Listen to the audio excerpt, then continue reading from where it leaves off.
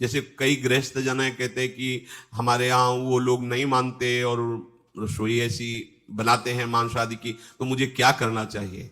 देखो, वो पात्र स्पर्श करने लायक भी नहीं है भगवत सेवक जनों के द्वारा, जो अपने सदगुरु की आज्ञा में रहते हैं, श्री जी की सेवा करते हैं। अब उनके लिए बड़ी समस्या है उस परिवार में, पर जैसे भी बने तैसे देखो, पर वो पात्रों में रांधा हुआ भोजन, जिनमें मांस रांधा गया है, वो कभी ठाकुर जी को या गुरुदेव को अर्पित करना अपराध माना गया है। कभी ऐसा ना करें। हमें तो लगता है उस रसोई में नहीं अमनिया होना चाहिए जिसमें ऐसे पदार्थ रांधे गए हैं। कोई भी उपासक ये गांजा अफीम ये नशा करके, कुछ लोगों को तो ऐसा भ्रम हो गया है कि बहुत ध्यान लगता है नशा करके। शराब पिए नाली में पड़े हैं, लघु शंका कर रहे हैं, बादशाह है। अगर कृपा हुई तो कुत्ता भी ऊपर लघु शंका कर रहा है, उनको लग रहा है मानो मेघ जो है अमृत वर्षा कर रहे हैं। हाँ, नशे में वो तो दृश्य है, वो तो देखने को मिलते हैं, कोई ये अलौकिक बात थोड़ी है। नशा लिया, आपके सारे यंत्र मूर्छावस्था को, शिथिलता को प्राप्त हो रहे हैं। बोले बड़ा आनंद आता है भजन में आनंद आता है। भजन में तो आनंद तब आता है जब सावधान और चेतना युक्त होकर मन से लड़ करके प्रभु में चित्त को जोड़ो, तब आनंद की प्राप्ति हो। कोई भी नशा भगवत प्राप्ति करा देता तो शास्त्रों में लिखा होता, कहीं नहीं, सब जगह महापुरुषों ने निषेध किया। कुछ सिद्ध पुरुषों में ऐसी लीलाएं होती हैं, पर उनकी हम होड़ थोड़ी कर सकते हैं।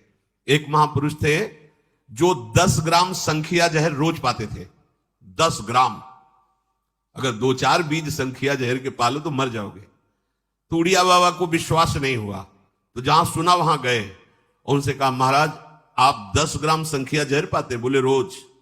बोले 4 बजे पाते हैं? तो बोले हम रुकेंगे आपके पास, देखेंगे। 4 बजे सिलबट्टा में रखा, इतने बीज 10 ग्राम में चढ़े होंगे। और बाबा ने देखा कि बोले इतने में तो 150 लोग मर जाएंगे। और बांटा और धो करके सिलबट्टा अपने खप्पर में डाला और पी गए। बाबा ने कहा, हमको इसका रहस्य बताओ कि जहर आप पर प्रभाव क्यों नहीं करता? तो बोले आज से थोड़ी खा रहे हैं, हमने बचपन से अभ्यास किया था, एक बीज लेके घसा और चाट लिया। वो एक बीज का अभ्यास करते करते आज 1 तोला 10 ग्राम जहर पचा लेता हूं।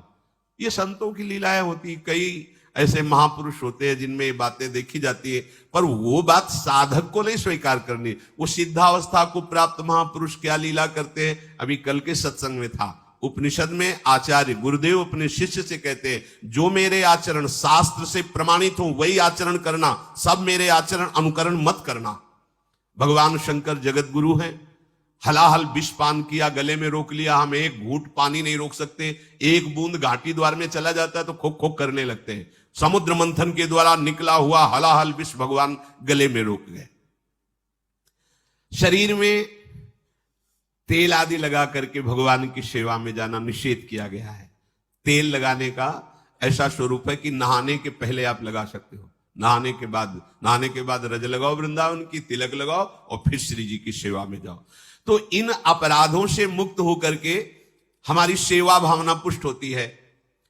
अब इतना दृढ़ विश्वास कि ये बच्चे हैं, सेवा भाव कैसे पूर्ण कर पाएंगे? तो उन संत भगवान ने दोनों बच्चियों से कहा, कल ठाकुर जी लाएंगे, हम आपको दे देंगे। तो गांव में घूमे तो आसपास गोले गोले से पत्थर मिले, पत्थर लाए 2 और कहा कि ये लो तुम्हारे ठाकुर जी हैं। दोनों को दिया। देखो, गुरु वचनों पर और गुरु प्रदत्त सेवा वस्तु पर कितना भाव होना चाहिए। उन्होंने दृढ़ विश्वास किया कि मुझे भगवान गुरुदेव ने दिया, ये भगवान है मेरे। दोनों ने अपने हृदय से लगाया।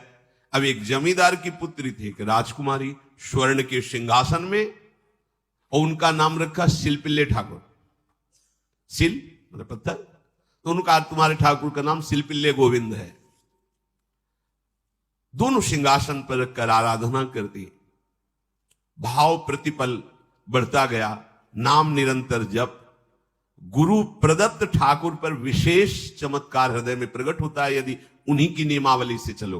अपने मन से बाजार से खरीद लाए, विराजमान किए हैं, कभी सेवा की कभी नहीं की, वो भी अच्छा है, कम से कम भागवतिक भाव तो है। लेकिन सिद्धि जो प्राप्त होती है वो गुरु कृपा से, गुरु प्रदत्त ठाकुर से। जैसे धन्ना जी को भांग के बट्टे में ठाकुर जी प्रकाशित हो गए, गुरु प्रदत्त। अब ये सखियां जब बड़ी हुई तो इनके ब्याह की बात हुई। तो जो राजकुमारी थी उनका राजकुमार से किसी से ब्याह तय हुआ, ब्याह हो गया। अपने माता पिता से जब विदाई ली तो अपने ठाकुर जी को जो सिंहासन में थे, सिंहासन से एक सुंदर पेटी में से और गोद में रखकर, और अंदर ही अंदर जल रहे हैं कि प्रभु मैंने प्रीतम आपको माना है, संसार के व्यवहार में ये प्रीतम बना हुआ है, पर प्रभु हमारे प्रीतम दो नहीं हो सकते, हमने हृदय से आपको माना। इसी विचार में वो बड़ी उदास है। पहले पालकियों में ऐसा राज सैनिक चल रहे हैं, पालकियों में वो बहू जा रही है और राजकुमार घोड़े पर। राजकुमार बार बार पालकी के समीप जाता, दर्शन करने की इच्छा होती है ना, तो उदास देखता, मन में बड़ी गिलानी हुई। उसने कहा, एक नदी थी, उसने कहा यहां हम थोड़ी देर विश्राम करना चाहते हैं, राजकुमारी की पालकी रखी जाए और सैनिक दूर खड़े हो। तो राजकुमार वैसे ही आज्ञा हुई। तो बात करना चाहते हैं पर वो ना देखती है और ना बात करती है, और इतना सुंदर रूप, क्योंकि ब्रह्मचारिणी और भगवत आराधना। अब उसके हृदय में जलन हुई कि ऐसा क्या है जो हमसे बात नहीं कर रही। बस बार बार ऐसे पिटारी खोल के ऐसे ठाकुर जी को देखती। नाम जप और सेवा के प्रभाव से वो सिल नहीं रह गया था, वहां उसको सांवरे श्याम सुंदर की झांकी मिलती थी। जब अपने शिल्पिल्ले ठाकुर जी को देखती तो ललित त्रिभंगी श्री लाल जो महाराज श्याम सुंदर दिखाए, अत्यंत आसक्ति।